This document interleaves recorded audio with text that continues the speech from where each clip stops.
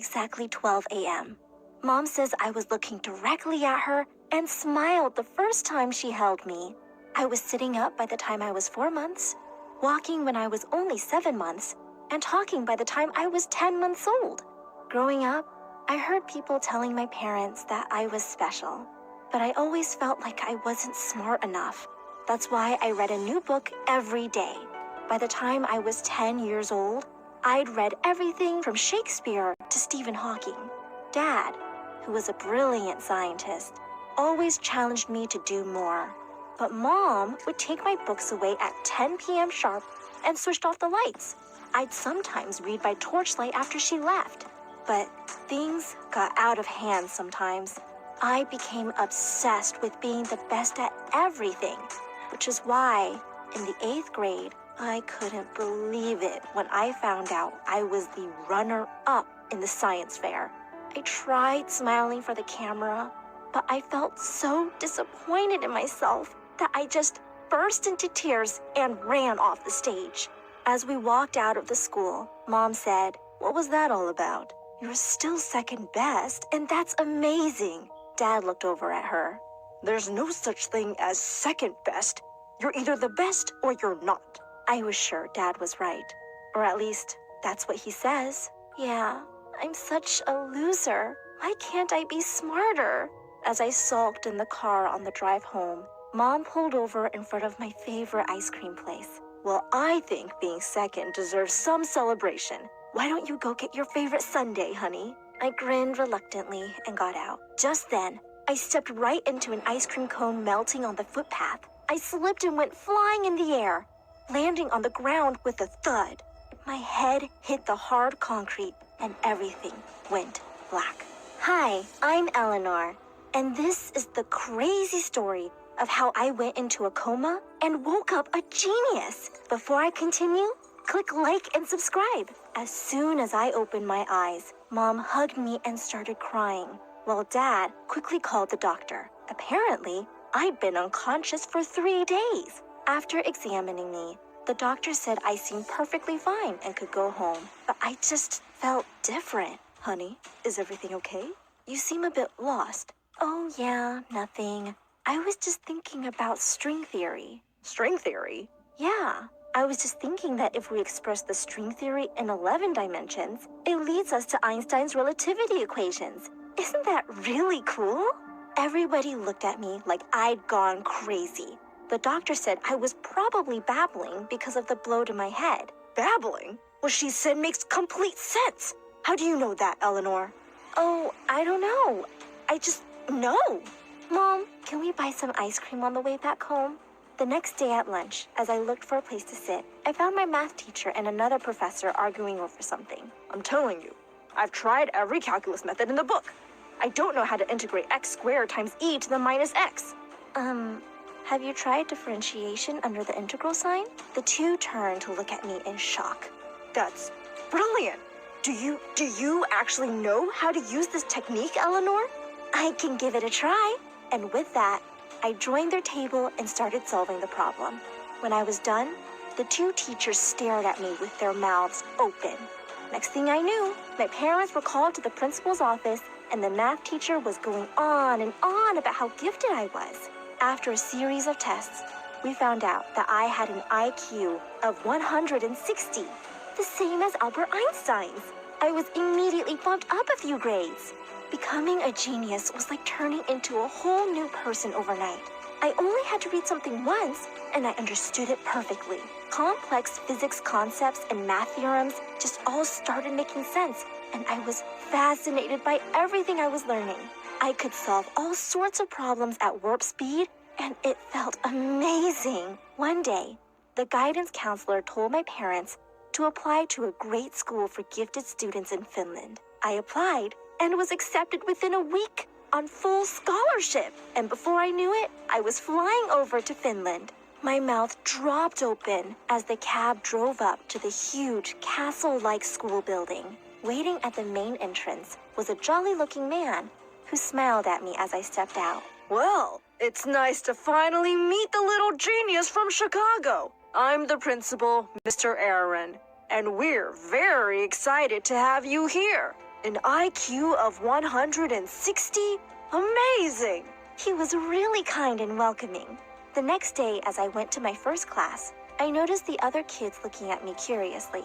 But there was one girl who did not look happy to see me. I instantly recognized her as the mean girl of the class. Just then, the math teacher walked in with the principal right behind him, who quickly slipped to the back of the classroom. The teacher announced an oral quiz, and I was on the edge of my seat. Turns out, things weren't that easy in a class where everyone was a genius. As the questions got harder, though, it was clear that my main competitor was the mean girl, Janice. We were both neck to neck with our scores. Well done, girls. Now here's a tough one to break the tie. Give me a number that when divided by the product of its digits, the quotient is 3. And if you were to add 18 to this number, the digits would be inverted. There was a short pause. 24.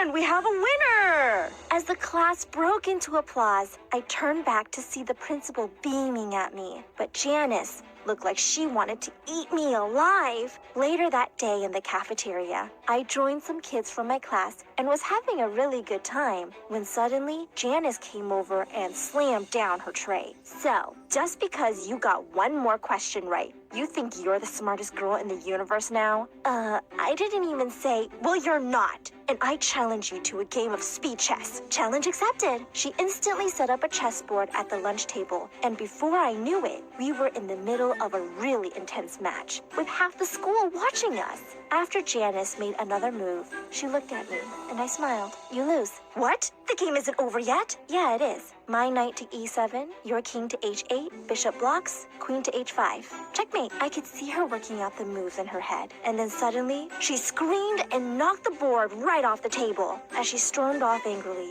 a girl leaned in and whispered, "She's the principal's daughter. I wouldn't mess with her if I were you." A few weeks had gone by, and I was loving everything here, except for the death glares I kept getting from Janice. One evening, I was called into the principal's office. When I got close to the door, I heard voices from inside. "But Daddy, I want to take a shot at it too. I have an IQ of 140. Why do you treat me like I'm dumb?" "Because you're not the best. The only place that matters is the #1 spot. Now stop wasting my time and go away." Just then, the door burst open and Janice stormed out, crying. She just looked at me and spat out, "I hate you," and went running down the hallway. When I walked into the office, the principal greeted me with his usual broad smile. "Eleanor, I have an amazing opportunity for you. There's a famous mathematical problem that's gone unsolved for decades. It has $1 million prize for the person who solves it. I really believe that could be you.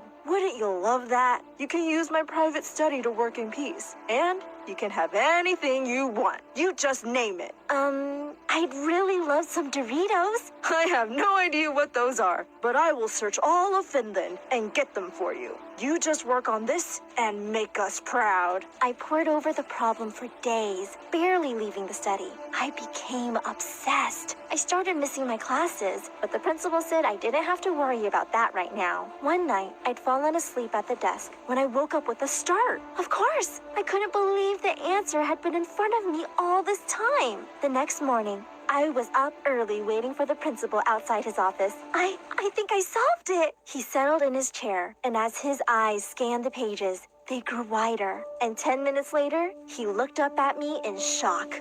"Unbelievable! I really think you've done it." Then suddenly, I saw an expression on his face I'd never seen before. "Now, get out of my office, please." Wait, what? Aren't we going to submit the solution, sir? "Oh yes, but not we. Just me. What does a little girl like you need $1 million and all that credit for?" "Oh my God! You're an evil jerk! You can't steal my work!" "I can. Watch me." And with that, he shoved me out of the office and slammed the door in my face. I couldn't believe he made such a fool out of me with his nice guy act. That evening, as I paced my room furiously thinking about what to do, Janice suddenly walked in. "What do you want?" "I know what he did, Eleanor. I know what he's really like. We can't let him get away with this." For the first time, I realized we were a lot alike. We both just wanted to be the best, and our dads had always made us believe we just weren't smart enough. I'm listening. A few days later, the principal was planning to make a presentation in front of his colleagues and board members. Janice and I snuck into the conference room as everyone gathered there. The principal stepped up in front of the mic. Before I start, I just want to say that I'm so excited to present the solution to a problem that has baffled so many brilliant minds. This will do wonders for the reputation of our school. With that, he switched on the projector. Everybody stared at it, looking unamused, while Janice and I nearly burst out laughing. Mr. Aaron looked at the slide in horror and quickly shut the laptop off. Clearly, there's been some mistake here. No matter. Let me distribute copies of my solution. As everyone opened up the pages, they stared at him angrily. Is this some kind of joke, Mr. Aaron? Why are you wasting our time? And with that, everyone got up and started leaving, looking really displeased. When the room was empty, we came out of our hiding place, and the principal turned purple. You stole my paper and changed the slides. No, you stole my paper, and we just took it back. And it's already on its way to be reviewed by the country's mathematics board under my name. And he screamed in rage. Janice and I walked out arm in arm. At the door, Janice turned around. Daddy, put a password on your laptop next time. I know your IQ is only 126, but that was kind of dumb, even for you. Fast forward a few weeks, and I was invited to a ceremony in Belgium to receive my prize for solving one of the greatest math problems of our times. Mr. Aaron quit and left, and no one knows where he is now. I'm graduating school next month and heading off to university soon. With the prize money, I have big plans to open a school where all sorts of kids feel valued. Janice and I have become really good friends, and I sometimes let her beat me